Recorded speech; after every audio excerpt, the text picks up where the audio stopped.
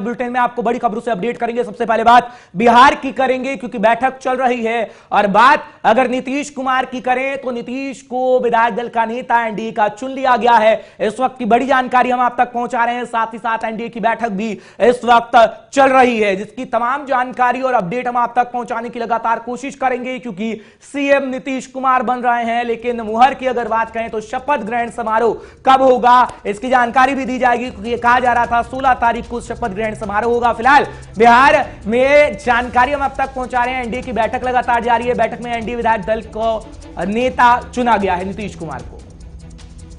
तो बड़ी जानकारी हम आप तक लगातार पहुंचा रहे हैं कि नीतीश कुमार जेडीयू विधायक दल के नेता चुने गए हैं। साथ ही साथ आपको जानकारी दे दें कि सरकार गठन पर एनडीए की बैठक लगातार जारी है, क्योंकि एनडीए की सरकार बिहार के अंदर बनने जा रही है और मुख्यमंत्री का चेहरा नीतीश कुमार ही रहेंगे। फिलहाल जो अभी बैठक चल रही है, विभागों के बंटवारे को लेकर चल रही है, जो जानकारी इस वक्त हमें मिल रही है, सीधी तस्वीरें तो खैर हम आपको दिखा रहे हैं। अब हमारे संवाददाता भी कुछ देर में जुड़ेंगे, लेकिन वो तस्वीरें हम आपको दिखा रहे हैं कि बैठक इस वक्त चल रही है। विधायक दल का नेता एनडीए का चुन लिया गया है नीतीश कुमार को, और अभी लगातार बैठक जारी है। इससे पहले अगर बात करें जेडीयू की, तो जेडीयू के विधायकों की भी बैठक जारी रही है। एनडीए लगातार बैठक कर रही है और अहम फैसले उस बैठक में लिए जा रहे हैं, क्योंकि चेहरा नीतीश कुमार ही है। लेकिन उप मुख्यमंत्री को लेकर जो पेच कहीं ना कहीं फंसा हुआ था, अभी स्थिति क्लियर हो जाएगी थोड़ी देर में कि आखिर कौन उप मुख्यमंत्री रहेगा। निशांत राय हमारे साथ जुड़ रहे हैं, एक बार फिर तमाम जानकारी वो आप तक पहुंचाएंगे। निशांत,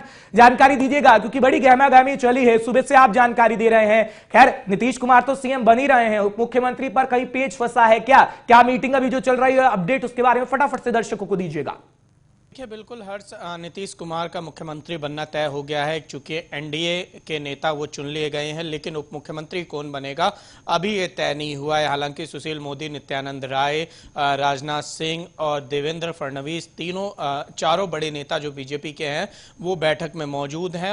अहम पेच ये भी फंस रहा है कि मंत्रालय का बंटवारा कैसे होगा, क्या 50-50 रखा जाएगा मंत्रालयों को। इस पर एक बड़ा सवाल है, क्योंकि बीजेपी के जो कैंडिडेट हैं वो ज्यादा जीत के आए हैं। 74 सीटें बीजेपी ने जीती है। ऐसे में बीजेपी का मानना है कि उसको मंत्रालय ज्यादा दिए जाए। मुख्यमंत्री पद चूंकि नीतीश कुमार ले ही रहे हैं, इसके अलावा हम और वीआईपी को किस तरीके से मंत्रालय दिया जाए, इस पर चर्चा चल रही है। हर्ष, बिल्कुल, जिस तरीके से बिहार के गणित को हम समझते हैं, समीकरण को जब हम समझते हैं, क्योंकि सबसे पहले हमने इस समीकरण को समझा, एग्जिट पोल जब हमने दिखाया तो सटीक कहीं ना कहीं वो साबित हुआ है। और अगर हम आधारों की बात करें निशान, तो जो हमने सर्वे किया था, रोजगार का मुद्दा ज्यादा था, शिक्षा का मुद्दा ज्यादा था, महिलाओं ने ज्यादातर वोट डाले। अब जब एनडीए की सरकार बन रही है तो बिहार में क्या बदलता हुआ आपको नजर आएगा, क्योंकि एक बार फिर नीतीश सीएम बनने जा रहे हैं।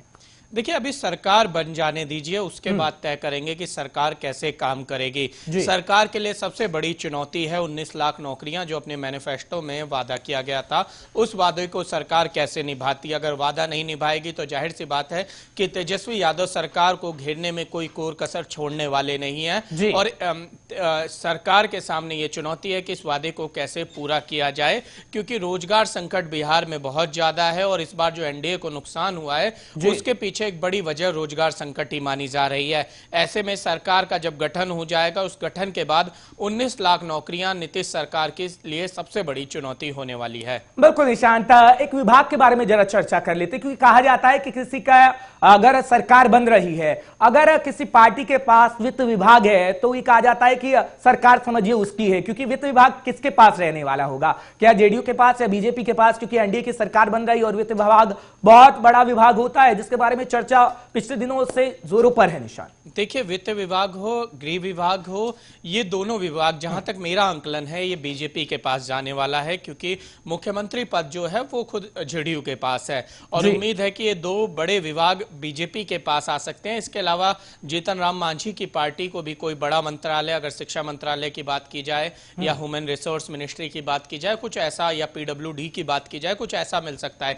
इसी तरीके से वीआईपी को भी एक बड़ा मंत्रालय मिलना तय है।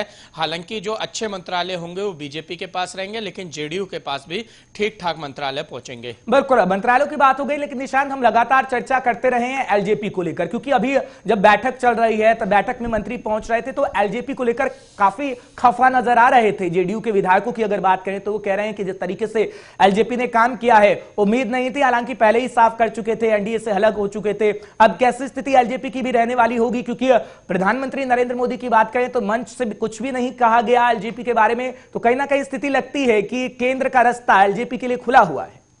देखिए, एलजेपी के लिए अगर बीजेपी केंद्र का रास्ता खोलती है, एनडीए का रास्ता खोलती है, एनडीए में आने की अनुमति देती है, तो बिहार की सरकार में दरार साफ तौर पर देखी जाएगी, और ऐसा बीजेपी बिल्कुल भी नहीं चाहेगी, और वहां पर एक स्थिर सरकार देने की कोशिश होगी, क्योंकि महाराष्ट्र से बीजेपी ने सबक लिया है।